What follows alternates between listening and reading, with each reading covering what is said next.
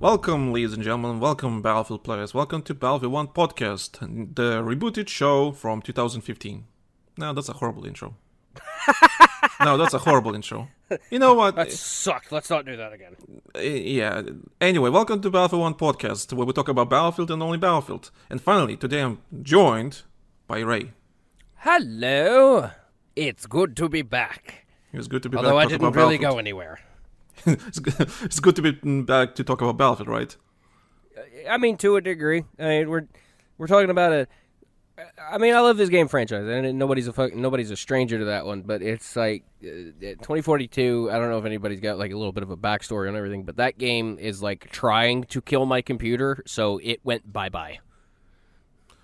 I mean, it's Battlefield 2042. Yeah, I mean, and I don't have the most, like, up-to-date, high-end tech on the frickin' market right now, so, I mean, you know, I'm not necessarily blaming the game.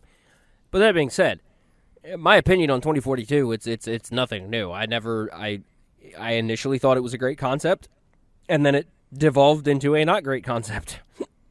Yeah, I mentioned in the last episode that Battlefield 2042 is the game I always wanted, you know, since the early days of Battlefield 1 podcast, you know, back in Battlefield 1 and Battlefield 4 days, you know, that's the game I always wanted, like, from God knows when, you know, it's always, you know, always wanted that game, but anyway, that's not the point. Anyway, so before we continue, of course, we have socials, follow our socials, we follow our Twitters, wherever, YouTubes, you know, or listen to the live gaming gathering podcast too, you know, it's a really interesting podcast that's not only about Battlefield, and just recently we had a really awesome podcast about, with that the Patreon extra that got released on public. We talked about ignorant gamers versus arrogant developers.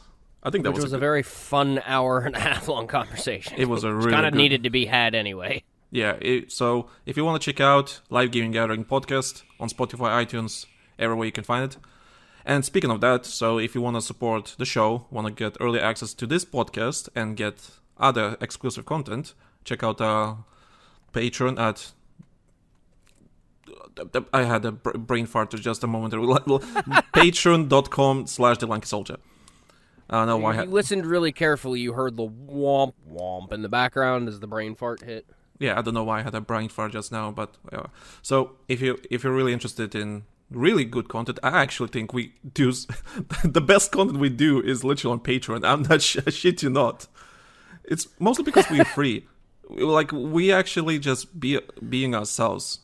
Like, we don't have to worry about YouTube demonetization, because if you notice, like, here mostly that, yeah. It's been, like, really, it's been production practice to just kind of, like, you know, stay calm and, you know, not cuss in the first 5 minutes, because God forbid, you know, somebody hears a naughty word on the internet, you know. But that's the rules we got to abide by. So, like, when we get into the freeform content that's outside of YouTube and stuff, like, it's so much better because we don't care about the monetization. We can come out of the gate, swing and say whatever we want, damn near, and you know, it's great. So yeah, I do feel like that alone contributes to a little bit more of like a looser and more laid back than what it is for the podcasts and stuff, which are all over just about every public space we can post it, and you know, we've got to kind of abide by some rules on that one, especially where Spotify and YouTube and monetization goes, you know, because it'd be great if we could make a living doing this. I say it every damn time we record, but I mean, you know, to do so, yeah. Yeah. But to do so... Basically, everyone subscribe to Patreon right now, so we can make more Battlefield podcast and Live Gaming Gathering podcast and all that kind of stuff.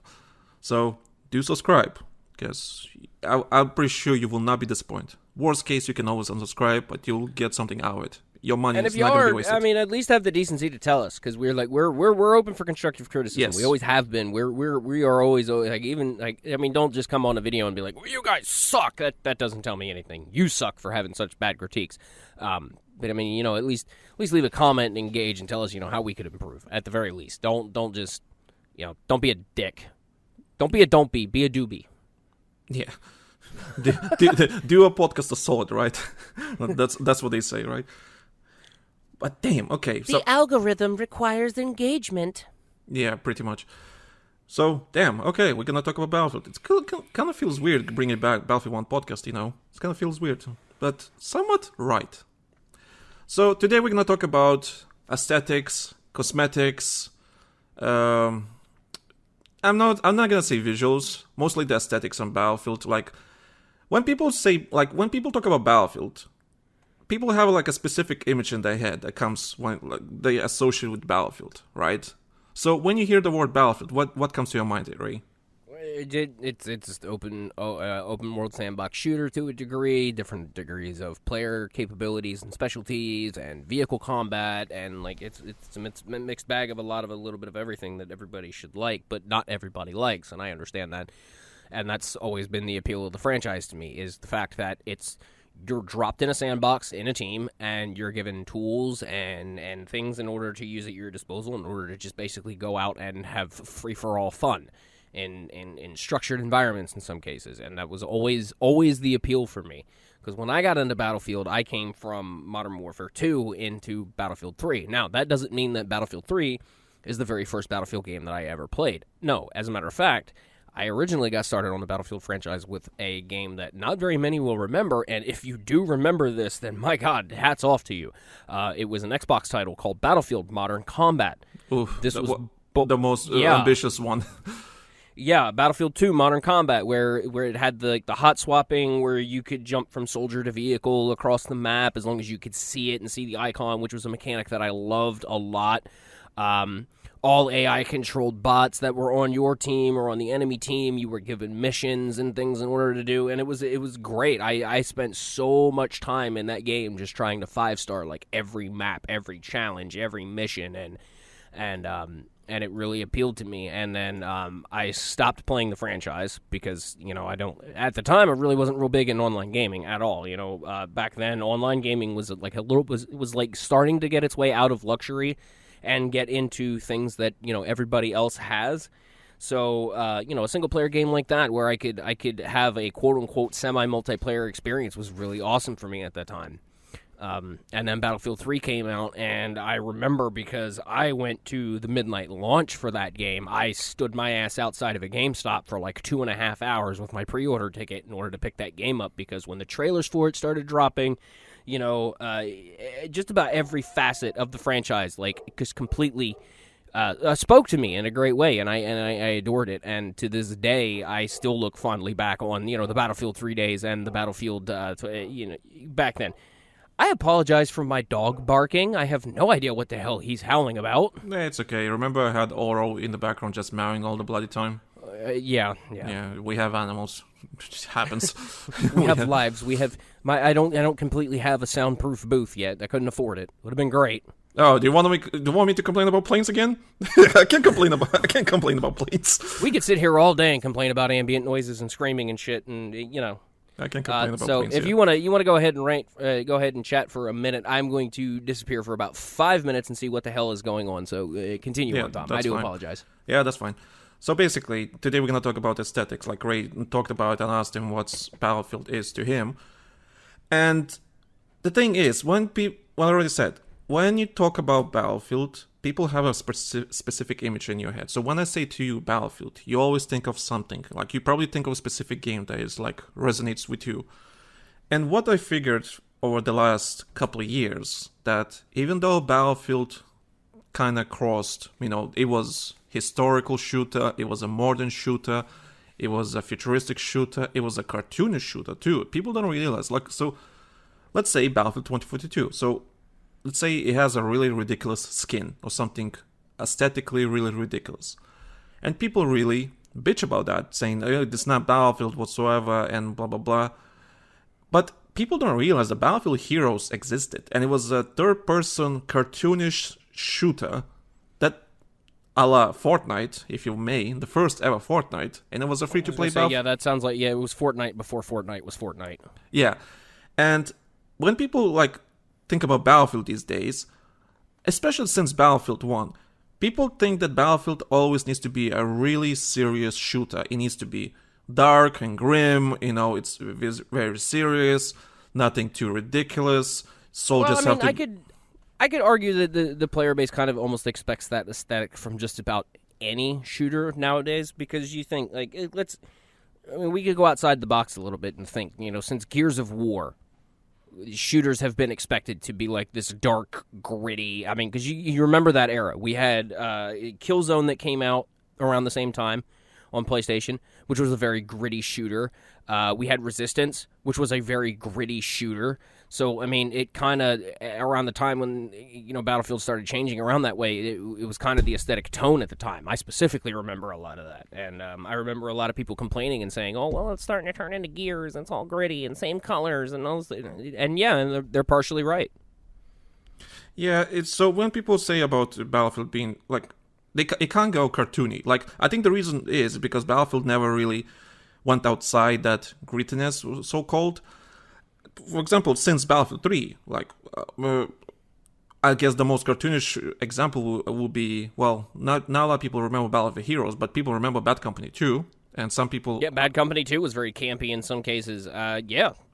I mean, even Modern Combat back on the Xbox, it had its moments of just silliness, especially when it came to some of the missions. I don't remember specifically, but I do remember there were moments where I was like, that's kind of silly for a military shooter, but whatever.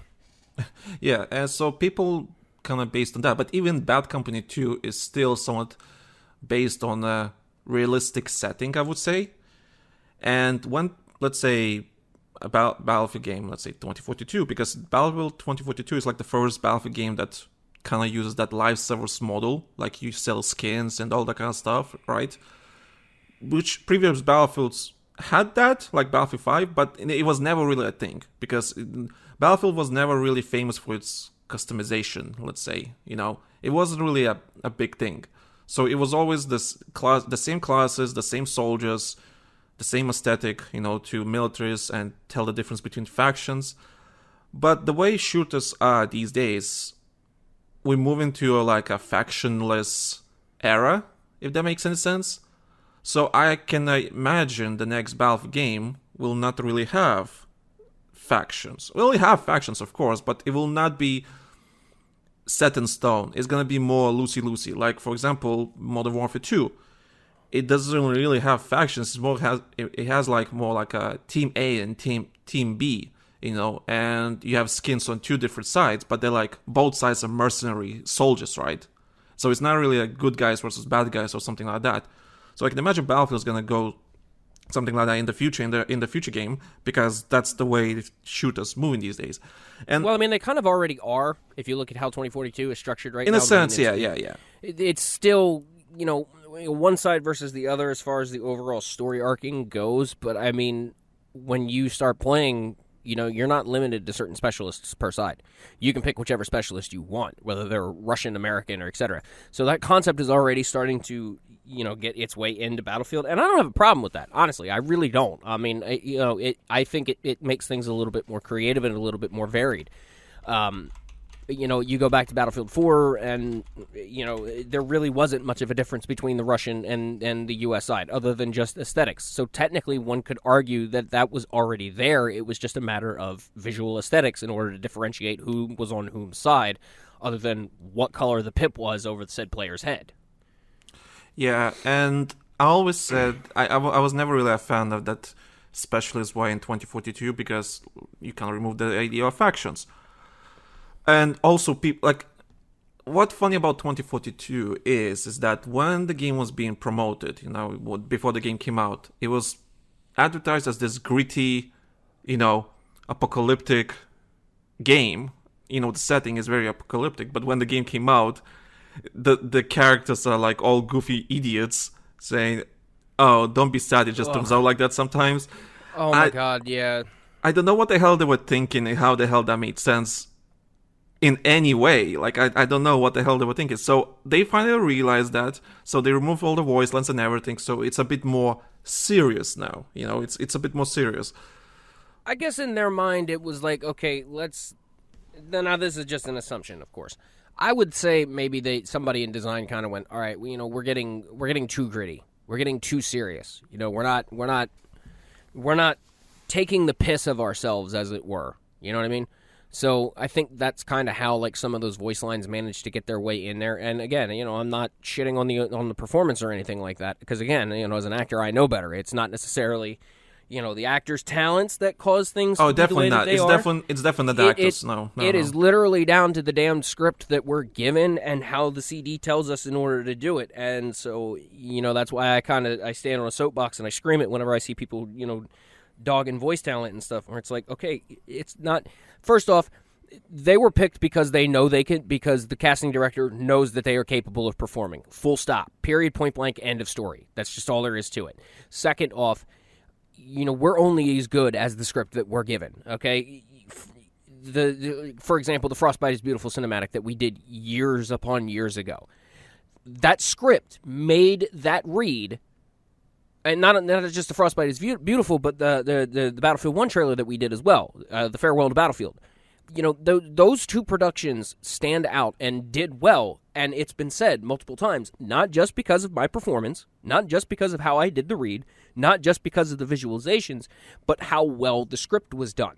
Now, on the flip side, could I sit here and say, yeah, both of those videos would have done as equivocally well as they did if we wouldn't have given as much of a crap about the script? No, because that's the foundation of the whole thing. That's the core of it. That what shots we want to put in, how we want to do it, the lines that need to be belted out, how they need to be done.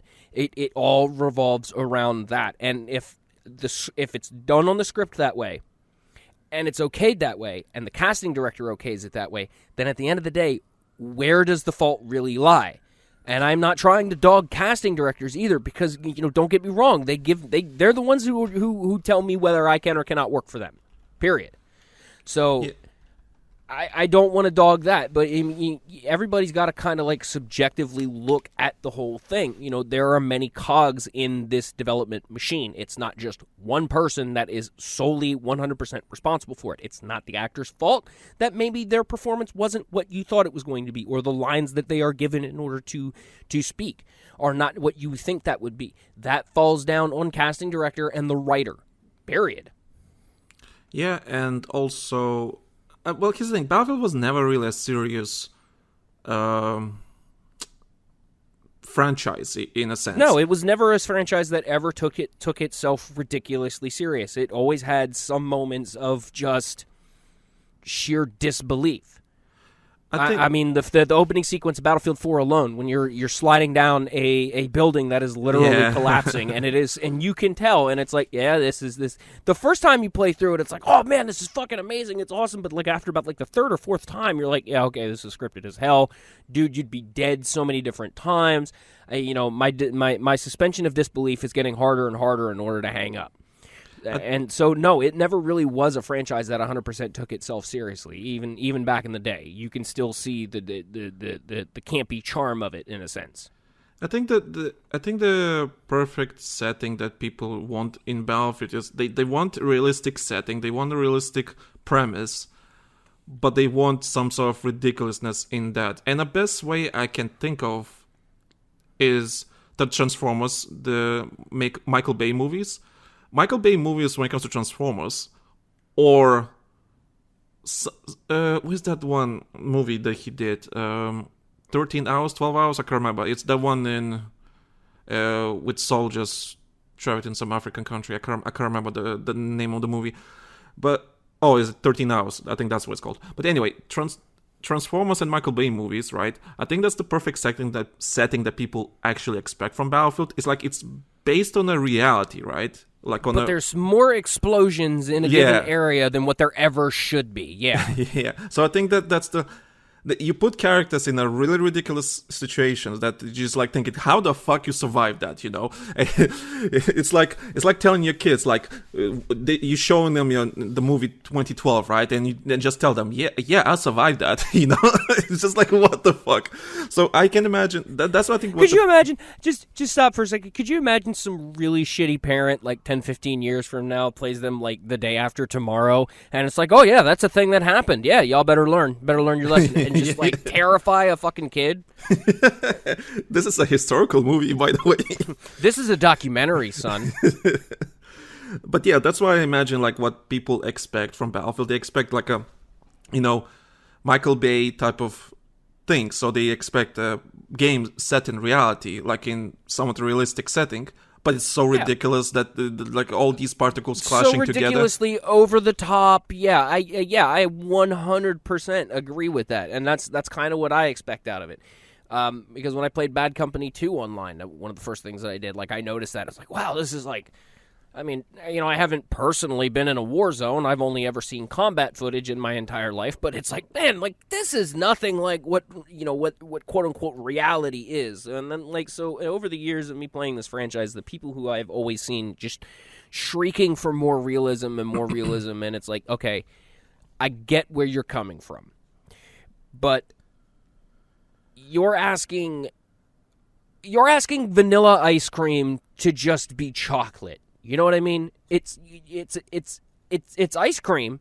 Both are types of ice cream, but they're completely different flavors. So if you want like a milsim shooter, you have a flavor of ice cream for your particular taste. It's called Arma. If you want an arcadey, shooter that doesn't 100% take itself seriously, you have two different flavors in order to choose from. Nowadays, multiple flavors, but, back then you only had, these handful of flavors. If you wanted a hardcore competitive shooter that was, there's no deviation or there's no randomness and it's all quote-unquote skill, you had Counter-Strike back in the day as your particular flavor of ice cream.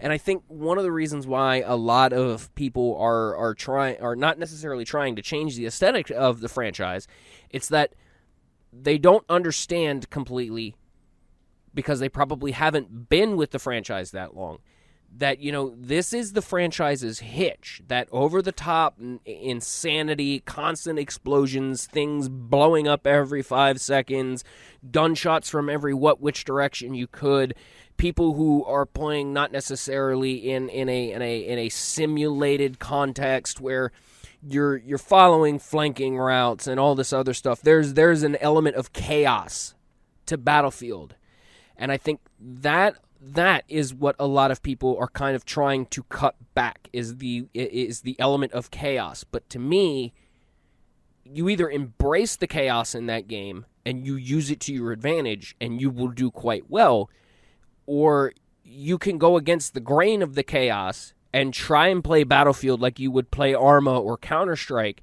and you're going to have, I promise you, a shitty time doing so. Because you're getting a bowl of vanilla ice cream and expecting it to be, mint pistachio or whatever it is, whatever your personal flavor is. So, Battlefield and ice cream. There's your metaphor. Thing is, it's because Battlefield changes the wheel with every new game. I understand that when you're making a Battlefield game, like a new one, let's say this one that's coming out in 2 years, 3 years, whatever, people expect different things. So people grow up with a different Battlefield. Some people grew up with Battlefield 3, some people grew up with 4, 1, 5. 2, 1942. Hardline. Yeah, Hardline, for example, or the Battlefield 2. And so, like, there's so many people, so many different generations with their own idea what Battlefield is and what kind of aesthetic that game should have. For example, I've seen a lot of comments that Battlefield 2042 doesn't feel like a Battlefield game. I kind of get that. It does not feel like a Battlefield game sometimes, but I'm always try to understand why it doesn't feel like a Battlefield game. Is it this? I don't think it's the setting. I don't think it's the gameplay. Maybe gameplay, but I don't know. But do you think it's maybe the actual characters and skins that leave that impact? I don't know. I can't. That's a conclusion that's kind of very hard and hypocritical in order to draw, and the reason why I say I'm going for really I don't know how to describe it. Think about one besides Bad Company 2, because I know that's going to be the first one that's going to pop into everybody's heads. Think about this. If the franchise came out and said, out of all of our past titles, what one Battlefield title would you like to see an actual, faithful, and classic remake of? Like a modernized version of. And I will bet you good money one of the first ones that's going to pop up is 2045. Why? because they had the freedom to do complete originality. It was a game that didn't 100% take itself seriously. I mean, it knew what it was. It was the futuristic, hoity-toity, quote-unquote shooter. But it's also one of the ones that I see that gets clamored about for a remake the most. The other two is 45, which, in a sense, we kind of got already between Battlefield 1 and Battlefield 5. Now, I understand to some years you mean that 42 that's and what 45. Yeah, there we go. Thank you. What I could hear some people already screaming at me and going, no, that is not, Battlefield 5 and Battlefield 1, they are not 1942 remakes. I can see where you're coming from on that one. But at the same time, think about it. Think about it. You have two games that were set in the past with historically accurate and historically faithful weaponry, tactics, gadgets, the whole nine yards. What is 1942? It is a game that is set in World War II with as historically accurate and faithful weapons as what DICE could come up with at the time. And it was... It did its job. It got its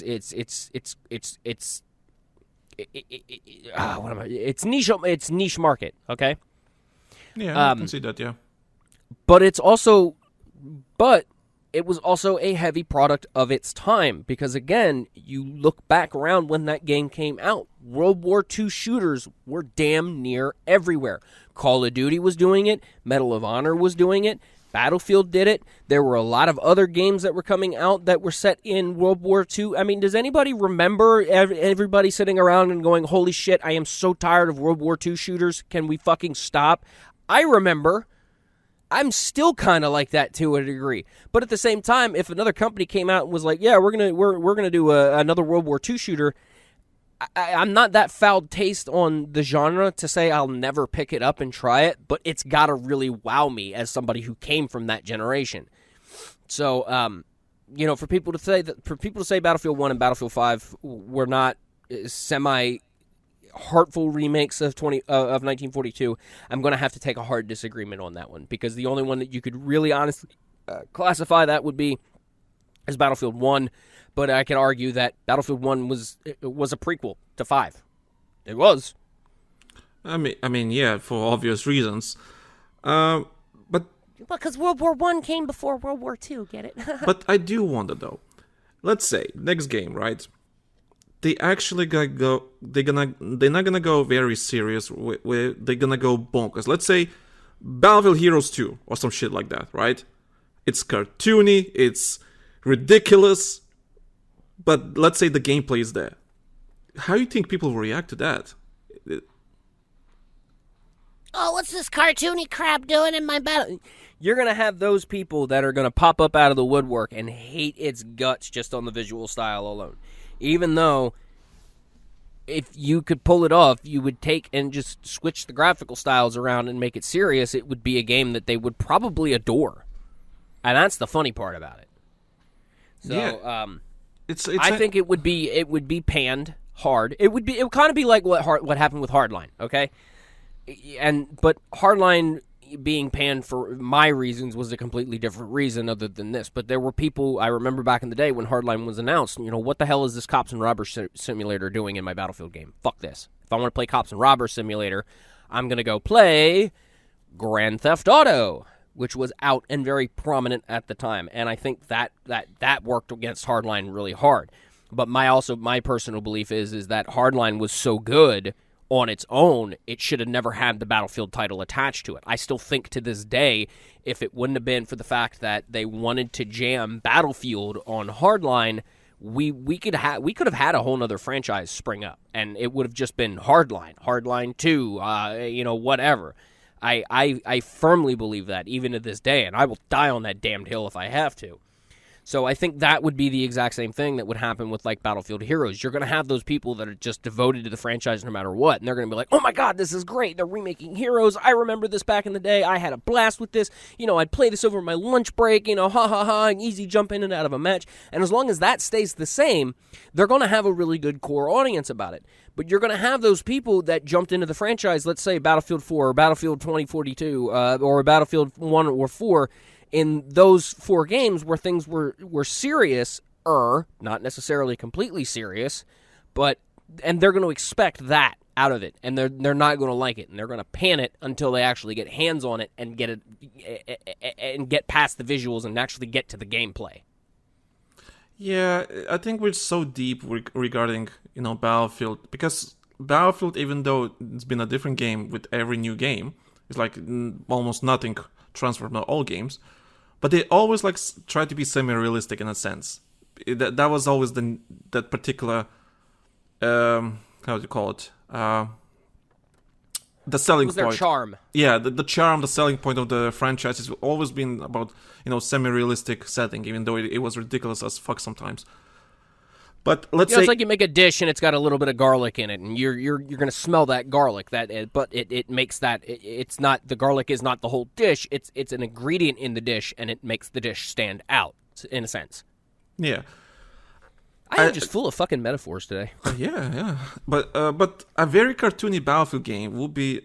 You know what? Remember I had this idea, really ridiculous idea, because I mentioned in the podcast, like on the live gaming one, and I mentioned that imagine you have this perfect Battlefield, right? The gameplay is perfect, like you have your classes and everything, but it's like set in some magical world. So instead of jets, you have dragons. Instead of tanks, you have, I don't know... Oh my god, yeah. elephants or some shit. Dungeons and battlefields, yeah. I would... And you know what's funny? I would totally play something like that. Like, if such a thing happened, like, it was like actual medieval instead of like a shooter you had...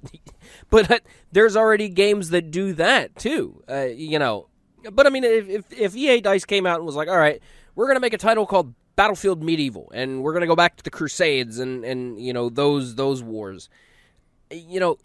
Yeah, it's going to present a gameplay challenge, because what are the vehicle players going to do? Push around a trebuchet all day? No, just have a big-ass elephant. But you know what I mean. You can't quite 100% get away with that, but I could see them trying to do it, and the act of them just trying it to kind of resharpen the knife in a different manner. I'm all for that.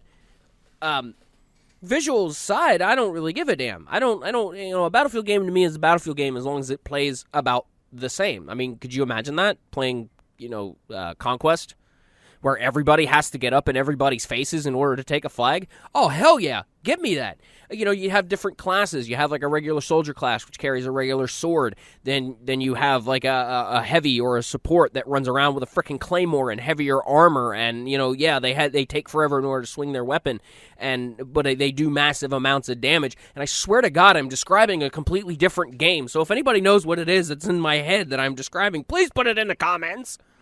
Yeah, but it's just like...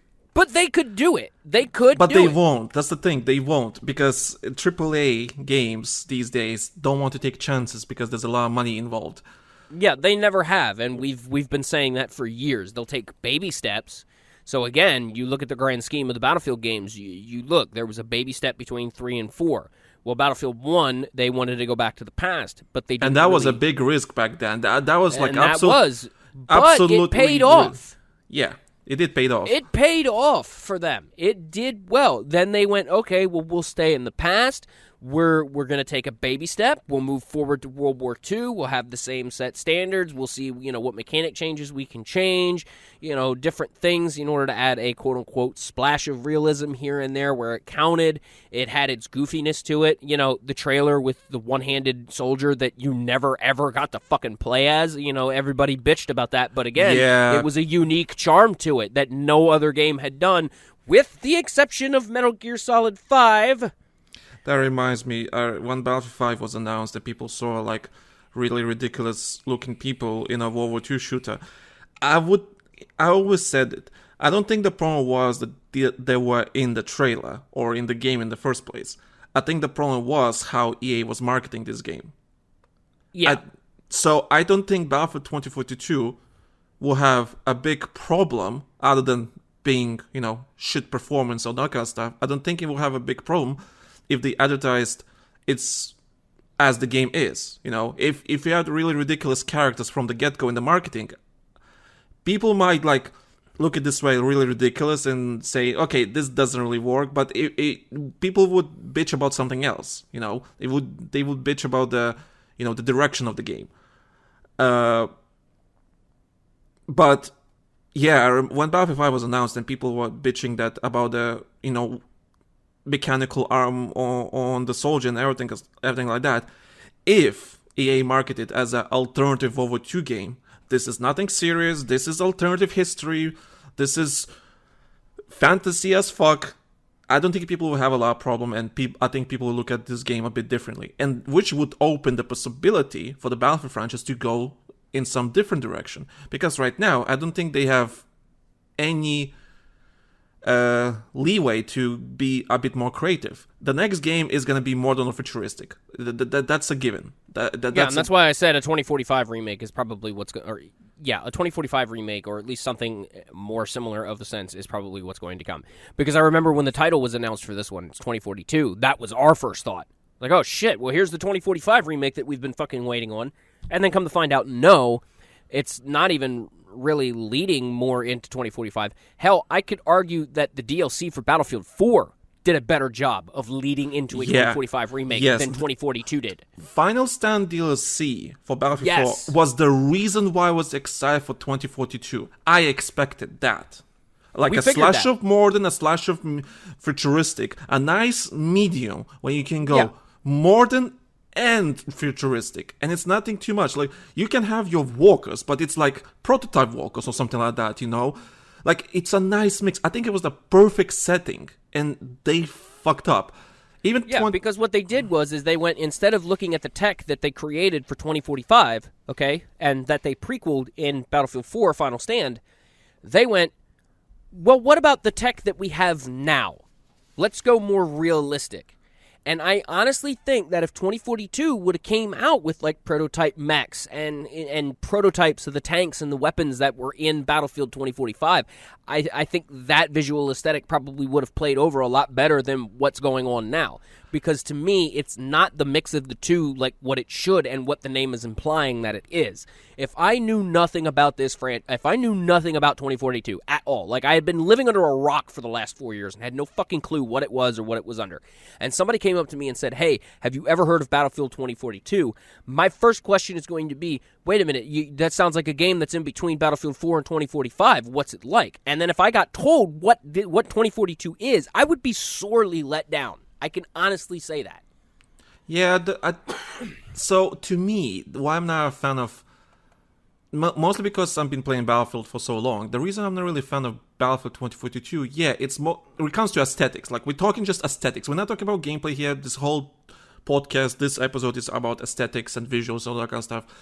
So to me, I don't really enjoy playing 2042 that much, because to me, I have a lot of baggage in the background, a lot of context in the background. So, because I played the previous games, and this is a sequel to Battlefield 4, it doesn't feel right in terms of aesthetics, the narrative, the visuals. Because you're right, where's the prototype walkers? Where's the prototype Titan? All that kind of stuff. Because it doesn't, yes, and you could mention perfectly. They looked at the technology we have right now in our real life, in real life, what kind of technology we can use. But they completely forgot that Battlefield 4 exists, You already set some sort of standard, some sort of narrative that there is, you kind of need to uphold. If you're making a sequel to Battlefield 4... Yeah, like the Ranger, for instance, that is a creative take on the Boston Dynamics roverbot with a gun strapped to it. Yeah. Which is fine. That wasn't a concept in 2045, and that's cool. You can add sprinkles of things that have come up in modern technology in order to have bridge that gap a little bit better. If not, expanded the field on the other side of the bridge in a 2045 remake. They could have easily done that and still used the original source material from Final Stand in 2045. I'm not arguing that one, but yeah, it's the fact that instead of taking that source material and doing something with it, they just went, well, what do we got coming down the pipe now? Let's see here. HoloLens. Okay, cool. We got to make sure our HUD is, more updated and more fancy in order to match that technology coming out. That's what the HUD is like. The HUD right now they have at 2042. What imagined if soldiers were wearing some glasses with the HUD on it. That's what they were aiming for. So, which is fine. And it's a cool premise. Don't get me wrong. I mean, that is an awesome premise to add to the source material with what has popped up since the original came out. I'm all for that. There are movie franchises that do this very well. I mean, Star Wars kind of does it really well, but it's considered fan service. Star Trek, oh my God, here as of late, they've been doing it really fucking well. They're taking elements of things that were hinted at and noted at in previous installments, and sprinkling in modern improvements, and it makes the whole thing better. If they would have came out and been like, well, we're gonna base everything off of just this solely because this is what was popular over the last couple of years. I don't think some of the modern entertainment from these franchises that is coming out would do so damn well. And I mean, and anybody who's watched the third season of Picard, you fucking know exactly what I'm talking about right now. Like how well that was done. That was fan service at its finest.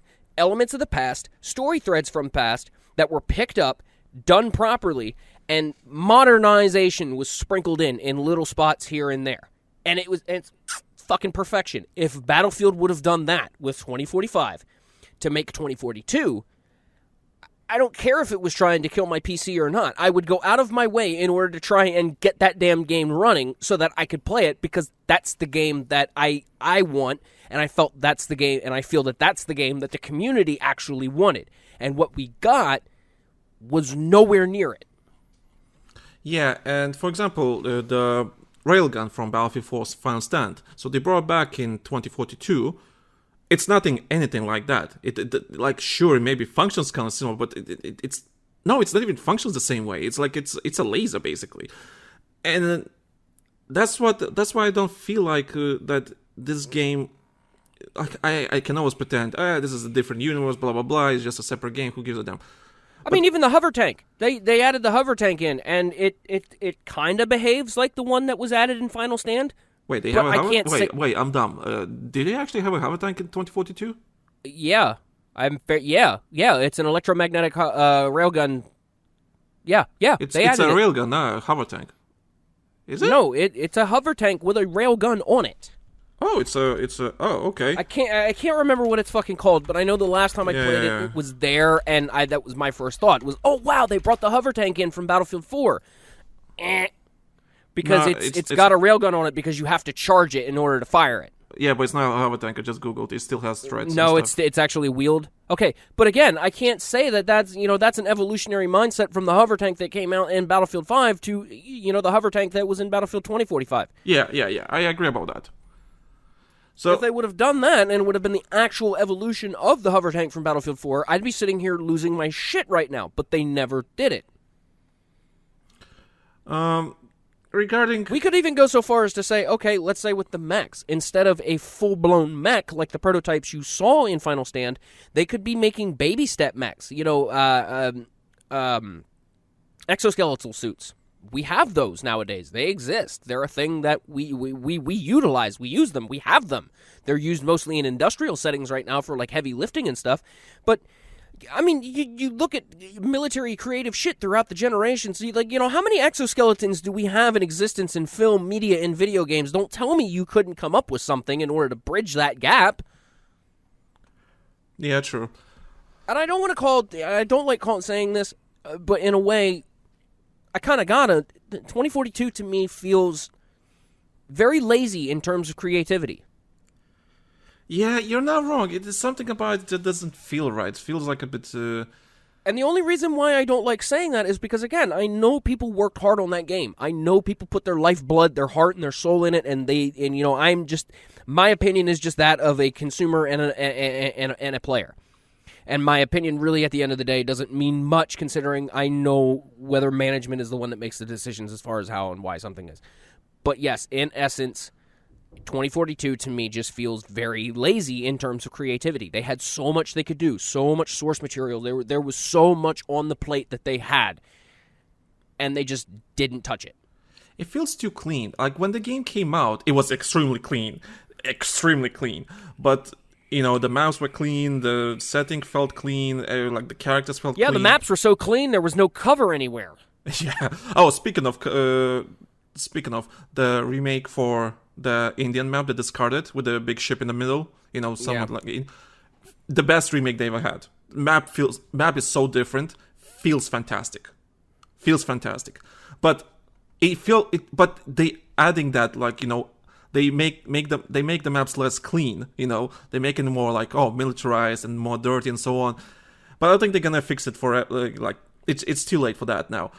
But it's so funny how the game was like so freaking clean and everything. That's why maybe I don't feel the seriousness of the situation or the premise of the game, because everything is just so clean, which I'm not really a fan of. For example, the skins themselves coming out in Battlefield 2042, some of them are like, they're still trying to keep it realistic, right? But goofy in some other sense. But they keep it realistic, like semi-realistic. But I don't feel those skins feel too clean to me. It's something like, it's very artistic in a bad way. I don't know how to describe it. Like, I can. You get a repairman that comes to your house, and let's hypothetically throw out two scenarios. On scenario A, a repairman comes to your house and they've got a dirty uniform, a little bit of grease here and there, some tears in their uniform, and then you have somebody who shows up completely clean. Who are you going to want to work on your fucking appliance in that case? In that case, I'm taking option A, because option A looks like he's actually done the damn job. And I think that might be a big problem with the visual aesthetics too, is like, how can you be in this gritty, post-apocalyptic war zone and live in it, and all of your shit looks brand new? Yeah, it's like everything looks really brand new, literally just out of the factory, which is not a bad thing in a sense. I mean, I'm not saying that there's no laundry service in the future. Yeah. Let's not. But when it turned in terms of like the gear and the guns and everything, like, there were characteristic scratches and scuffs and things that made a gun what it was in a lot of the previous games. They didn't look like they just came out of a weapons crate and you just got issued it. I hate that look. And in 2042, that's exactly what you get. You're getting told this is, resources are scarce and we have to fight over everything that we have. So your equipment is going to be beat to hell. Yeah, the Notepad story, for example, they're not an organized military. Well, at least I don't think they are. That's like, I don't know what's the story. But by God, do we got crates upon crates of brand new fucking never before fired rifles. Like, carbon built up around ejection ports. No characteristics in order to visually tell me that this is post-apocalyptic. Hell, the one map that that was literally overrun by sandstorms. They could have put sand weathering on paint jobs on cars and stuff and made it look like they've been getting pummeled with sandstorms. Sand is abrasive, kids. Brand new paint doesn't last in a sandstorm. Yeah, being missing was a big turnoff for me too. Yeah, that's the problem I have with Battlefield 20. I think we will slowly figure out why we don't like 2042. We're slowly figuring out. I didn't figure out until I started talking to you. Yeah, everything is really clean. The cosmetics are clean. Because Battlefield 2042. Yeah, there's a couple of broken projector screens and shit on some of the semi trucks that are in that map, but that's not. That's not enough. Yeah. So, yeah. Now we're thinking about like 2042 is perfect. It's probably the perfect game to have really ridiculous skins, because your resources are not there. Everything is apocalyptic and everything. You can't pick and choose. You grab whatever you can to survive fight in war. Yeah, and I would argue that that the brand new look of the gun should be a skin that you work for. Like, the guns that you have by default should look like they've been through hell in a handbasket, patinaed in every what possible way. Scratch, scrapes, fucking put some rust on that shit. Give them some characteristic, because, yeah, that was one thing that I definitely noticed in 2042 was, like, everything looks sterile. Yes, everything. Like, now as I'm looking at the new skins that came out recently I had attached in the notes, and I'm thinking, yeah, shit's very modern, very clean and everything. It's just like, that's why. That's the problem I have. Like, so you have this apocalyptic version and everything, and you can have really ridiculous skins, make them really stick out like motherfuckers, but it needs to be on with the right tone. And I like the idea that the more you use the gun, the more cleaner it becomes. I think that's a fantastic idea. I think it's a really fantastic idea, because this is your gun, you take care of it, and the more you use it, the more you You clean it and so on. You make something like that, right? It's just God, I would love a texture system that's like that. Where okay, you first start playing, you get issued a brand new weapon, okay, and it only looks brand new your first match. After that, it starts degrading, and then it gets to a point where it's completely degraded, and then you could call that a set-in skin. You don't earn that patinaed skin until you have set that gun in, and that would be a signal of mastery. Like, your mastered gun should look like it's been through hell in a handbasket, because you and it have been through hell in a handbasket for you to learn those skills and earn that mastery. And then, if you wanted your gun to look brand new again, you could do what's called a reissue skin, which basically takes all the beadings and the decals off of the gun to make it look like it's brand new again, because you've traded in and you've been reissued. Now, again, and you could toggle it as an option that, okay, over time the skin can still degrade if you want to keep going that route, or you can toggle it so that it keeps that brand new skin, or you can toggle it so you keep that patinaed skin. That gives your firearm some character. That lets you know that, hey, I'm actually doing some progress with this shit, baby. But to not have that, and to just, I got bright colored fucking camouflage skins that really don't make any goddamn sense in a Warzone game. That blows my mind. Here's the thing, Ray. I'm kind of surprised they don't have any skins, because people bitch about anime, right? People really bitch about anime, especially in the Battlefield community. People don't want any anime skins, whatever. But people don't realize that anime these days, like our current time, anime is the current day pin art. That back in World War II, soldiers used beautiful women, as pin art, on their tanks and weapons. Yeah, and these days, it's not beautiful women, it's anime characters, anime girls and all that stuff. How many tanks I see, or vehicles, I see someone put a sticker or something like that of anime character or anime, girl, whatever, on a tank or a weapon. Something that happens. This is the modern pin art these days. Now, in 20 years... I'm not against that. But we've also made the comment back in the day that, okay, for certain visualizations and stuff, maybe it should just be a client-side thing, okay? And those who are a little bit like, what the fuck is he talking about? When I say client-side, I mean it is something that you see and only you see. So if you want to have, all of that stuff, you should be able to either buy the pack that has all of that stuff, and that enables it for you, and say you go through and you put skins on all the weapons in your arsenal and your armory. Okay, since it's a locally applied thing, any player character that's running that model, it's going to render that model for you. Your bright pink, whatever. Now I can understand how some people would sit there and go, well, that's exploitable because you could just make everybody bright green and they'll stick out like a sore thumb. Chief, we've already got that shit going on with base stuff where characters stick out like a sore thumb and camouflage doesn't really freaking matter. But if you want to make it so that it has that visual appeal, that it's all beat up, whatever, you should be able to flick a switch, and that's what you see. But I understand why DICE wouldn't do such a thing either. It's not even DICE. I don't think any publisher will do it just because, well, why the hell you need to spend money then? That kind of stuff. Especially in the first-person shooter where you don't really see your character.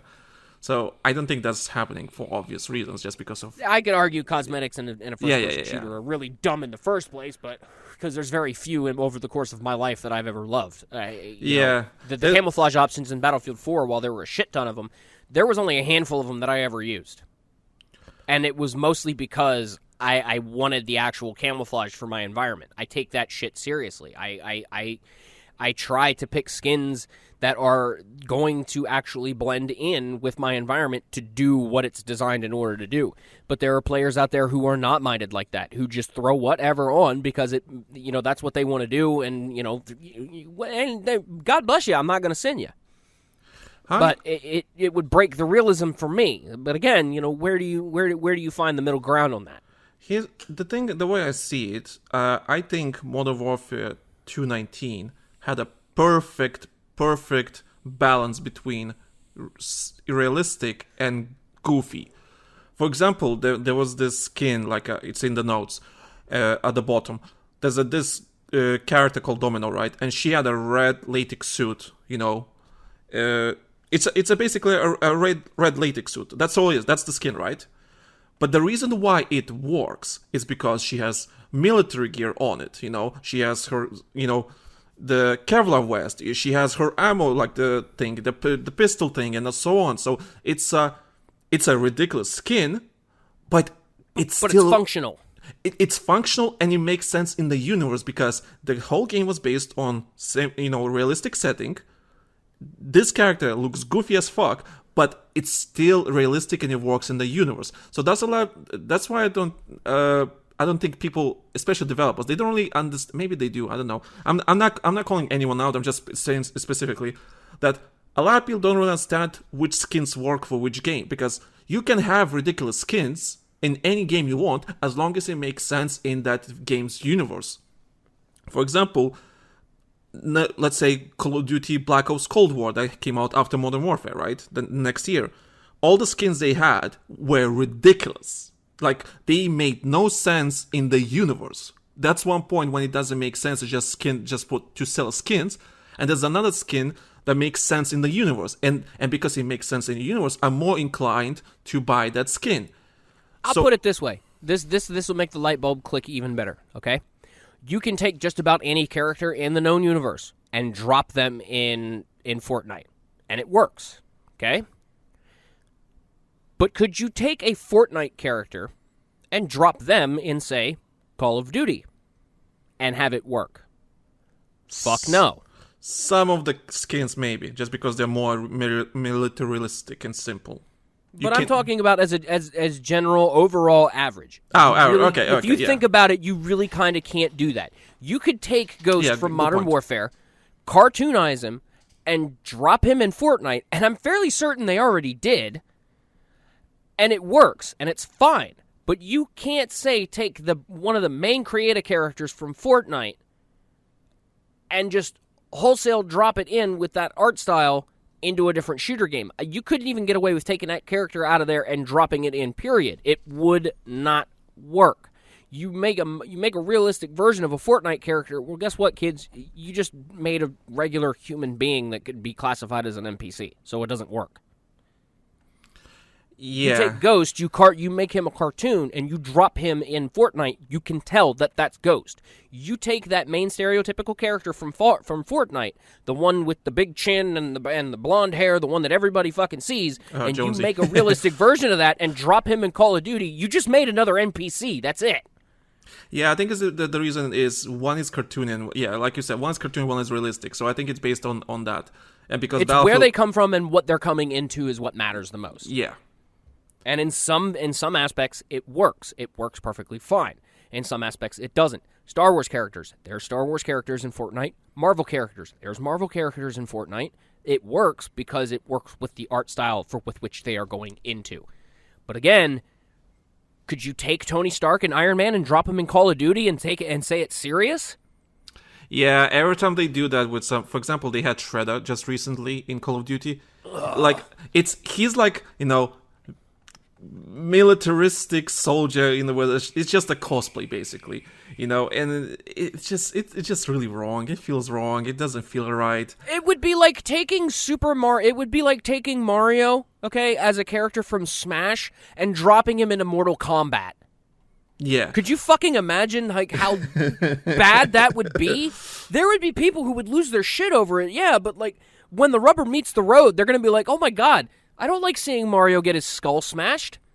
Oh, I would love to see that. It doesn't work. I would love to see that. Again, like I said, there's some people who would love that concept, don't get me wrong, but on the overall grand scheme of things, it wouldn't work.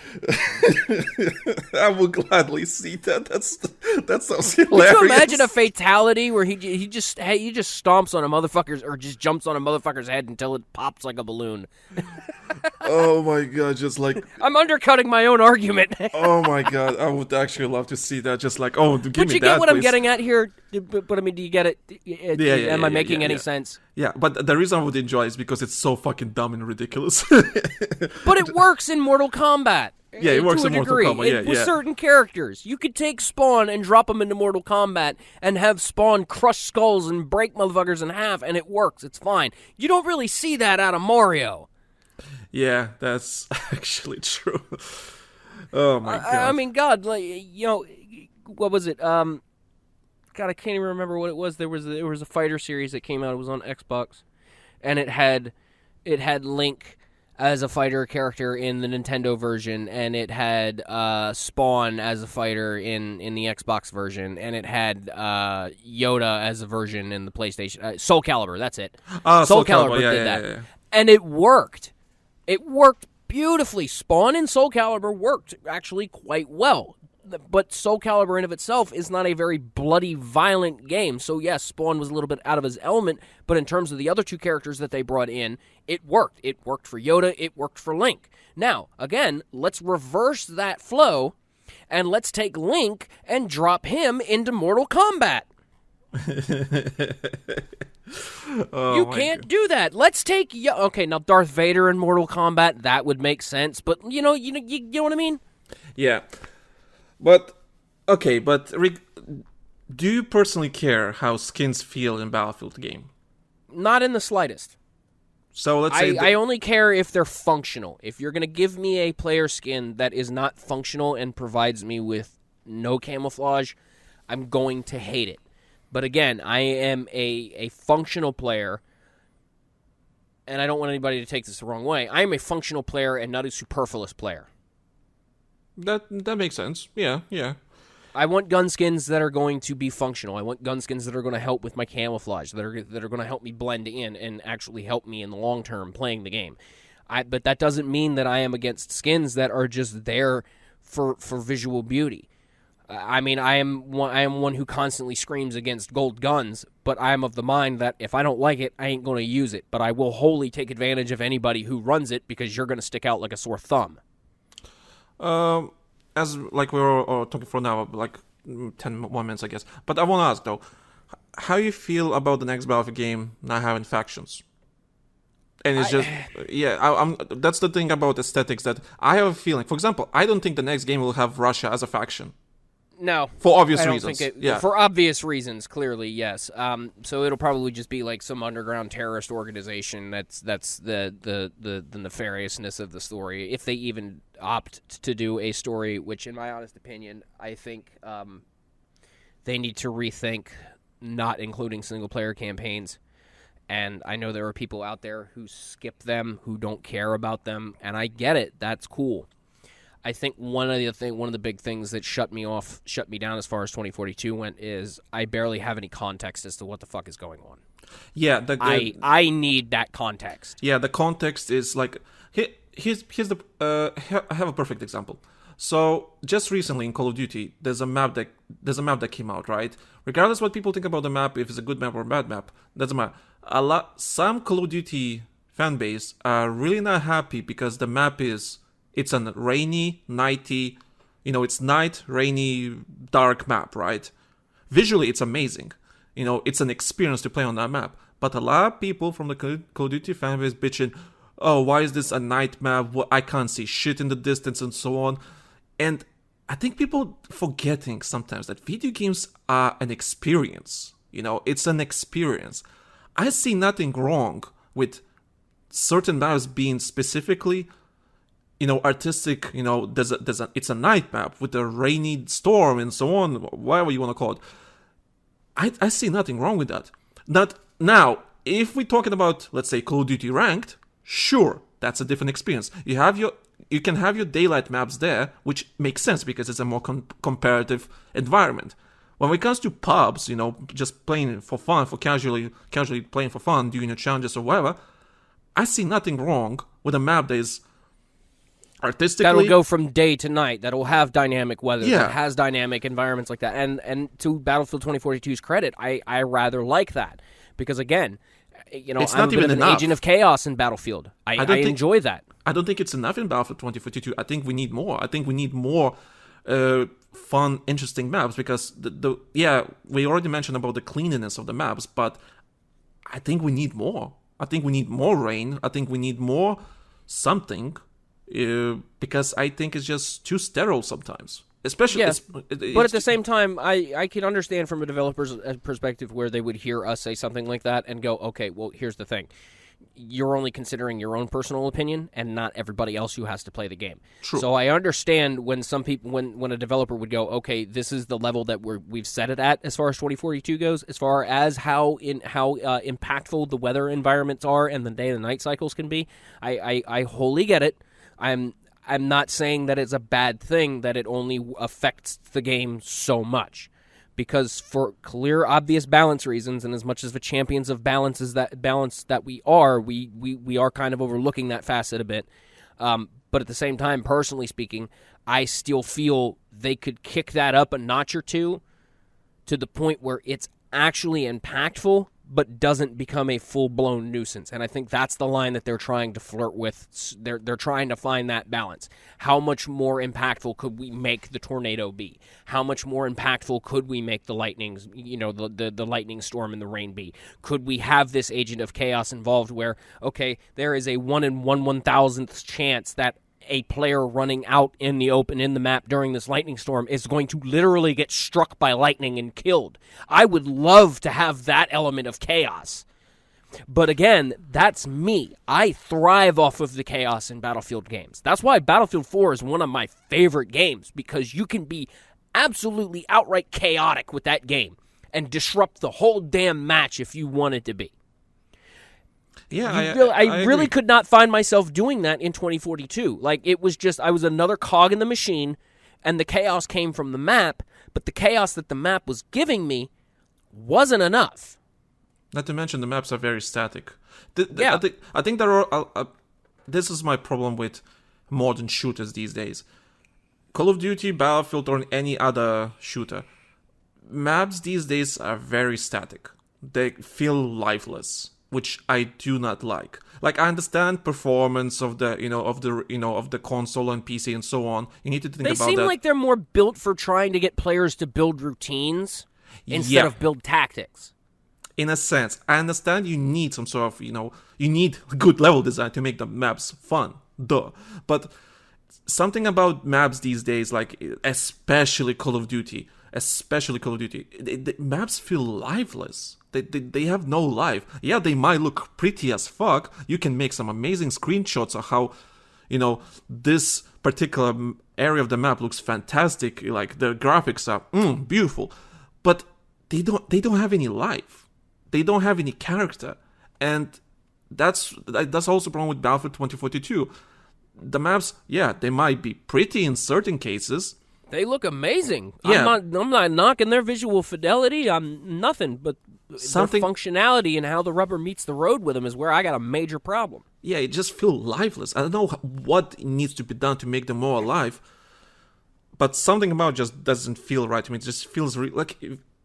I think the other thing that you and I miss, whether we want to admit it or not, is the levolution. The ability in order to actually have one player or a handful of players completely change the dynamic of the map just by doing something. I think I miss that agent of chaos and out of it as well. Hanan Resort. Okay, we got problems with people camping on the roof of the hotel building. How are we going to solve that problem? Oh yeah, let's bring both sides of the hotel down and severely limit their area of operations. That's an agent of chaos that I enjoyed. Shanghai. Well, they just want to camp B all damn day. They want to stand up on the roof of the tower. They want to just keep raining down RPGs. They don't want to come down. They're making it hard for us in order to get up there. All right, baby, let's break out the C4 in the tank. We're going to solve that problem. I don't see that at all in 2042. Yeah, There's no way for a player to completely fuck everything up as an agent of chaos. Yeah, that's true. But as we ending, I just want to quickly end. Why do you think going back on the faction thing? Because I don't know what faction they can have for next game. Granted, we don't know what the next game will be, but I don't know what if they. Let's presume. I foresee it probably getting into the realm of PMCs, because that's really the only other route that they have to go. So basically, to go to stay away from actual sovereign nation factions. I think that's the only other logical course of action that they have, is just going into the PMC route. It's this company versus this company. We don't say where these companies are based in order to keep the political neutrality of it all, etc., and just leave it at that. That would make sense to do, as far as since they are wanting to get rid of factions. because anything else to me wouldn't make a lick of sense. Yeah, like we don't know what the next game will be, but the way the game, the game industry is working, we go into the future where there will be no factions whatsoever. So yeah, you're right. Probably PMCs, And for those of you who are in the ignorance, a PMC is a private military corporation. So, which it's funny enough, if we're talking about the Ukraine war, there's actually PMCs, Russian PMCs working, and Russia's like, their PMCs, they have, so, and Call of Duty is really lean to that with this particular game. So that's why they don't really have factions, they have PMCs on both sides.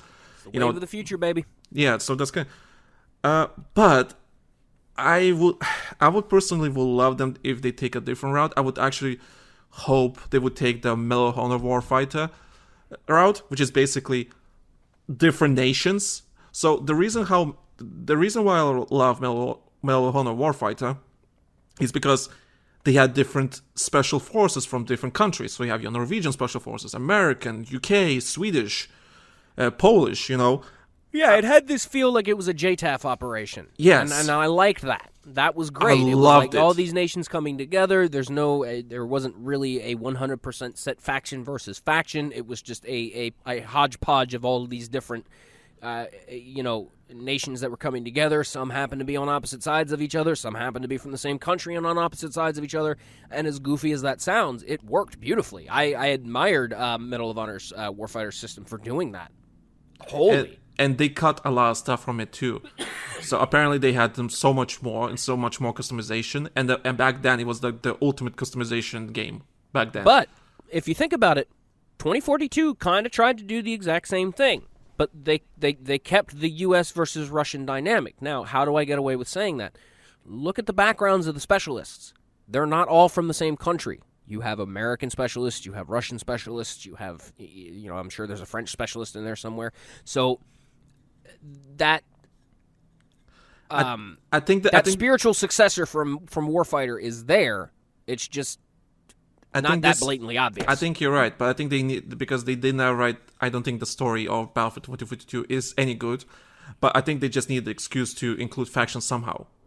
I really honestly think that if the actor who played Irish, and I will cling to this until my deathbed, because there were a lot of things that were pointing towards this being a thing. I think what they wanted to do with 2042, and I say this with absolute earnesty, I think they were going to lean into web streaming shows or web video productions that were going to delve into the story more.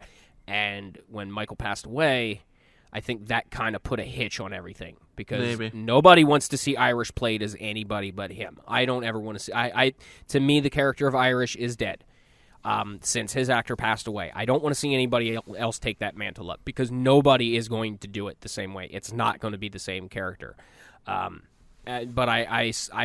there were a lot of things that were going on before 2042 dropped. There were a lot of things that were going on that I had seen in the industry that were going on when 2042 dropped that kind of made me, and I remember posting about this and going, I swear this is what they're trying to fucking do. And if they would have done it, if things would have turned out differently and they would have been able to do that, I think that would have helped a lot, because I would have watched the shit out of that. To give me some background elements and some background story as to what the heck is going on in the game that I'm playing, fuck yeah, I'll watch it. Halo does it and gets away with it. Why can't anybody else? Actually, yeah, that's a good point, actually. But, they could have had a cinematic thing where, okay, once a week they were putting out 10-minute productions. And that's it, just 10-minute story snippets that give you an idea as to what happened on certain maps or what was going on that they could have found characteristics of the map and been like, okay, well, let's explain why this is this way. Or, a random car sitting somewhere on a map. Oh, well, they use that as a getaway vehicle or something like that. Okay, cool, that's there. You tie that together. If they would have done that, I would have saluted the hell out of that idea, because I really wish Battlefield would have done that since they got rid of the single-player campaign. They didn't supplement it with anything. You know who does that, actually? Fortnite.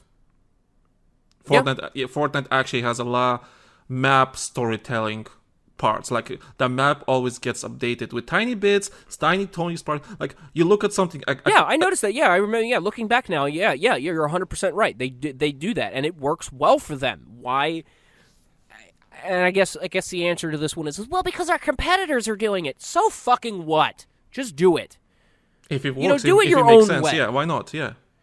There was nothing that would have stopped. If Epic would have stood up and been like, Battlefield, you can't do that cinematic stuff because we do that. If I were EA, I would have looked at Epic and been like, you know what, fuck off. You're not the first person that's done this.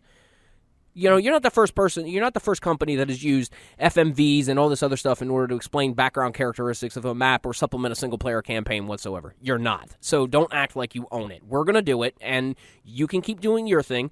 We're gonna do our thing, and we're just gonna learn to get along and play in this sandbox. Because just because that I have a toy similar to what you're using does not mean I'm completely ripping your idea off. I'm just using a tool that's there. Yeah.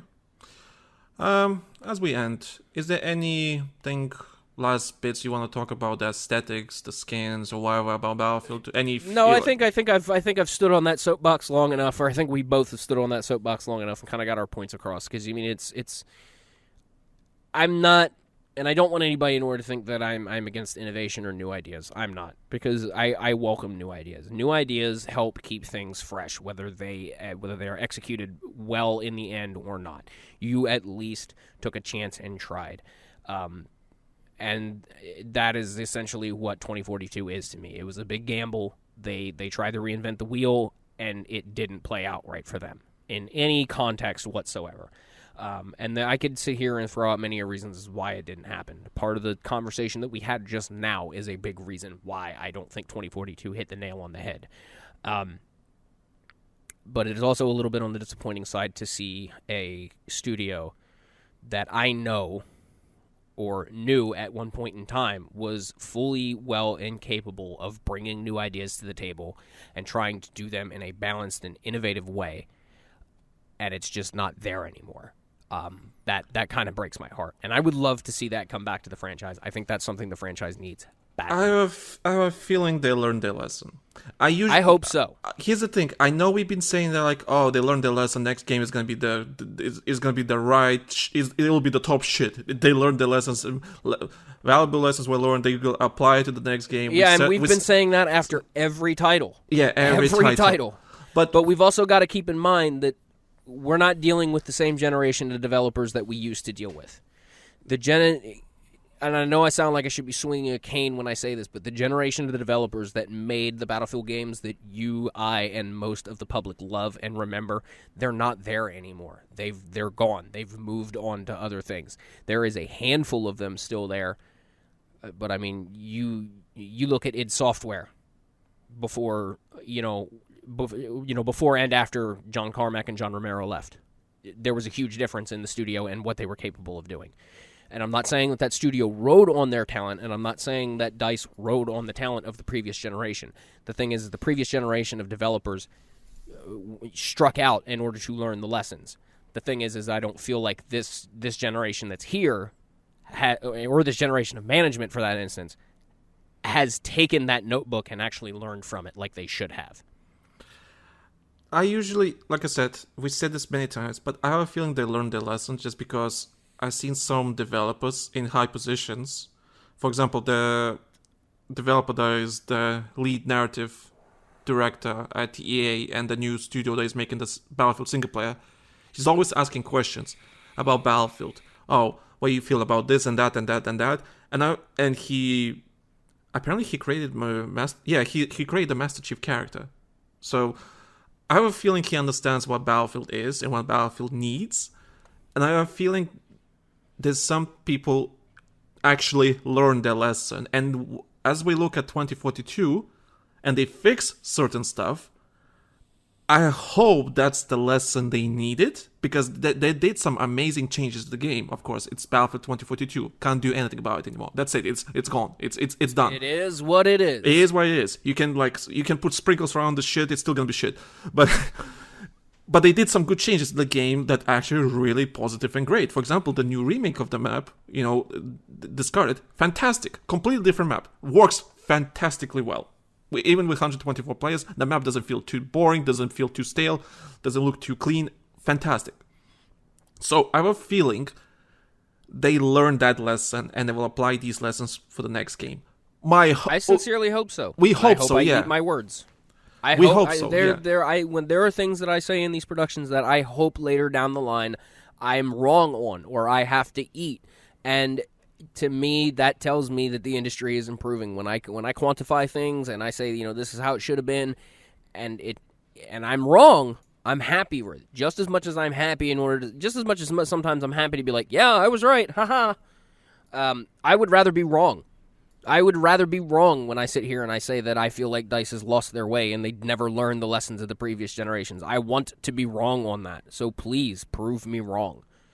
Yeah, prove us wrong, DICE. And I issue you a challenge. The gloves are off.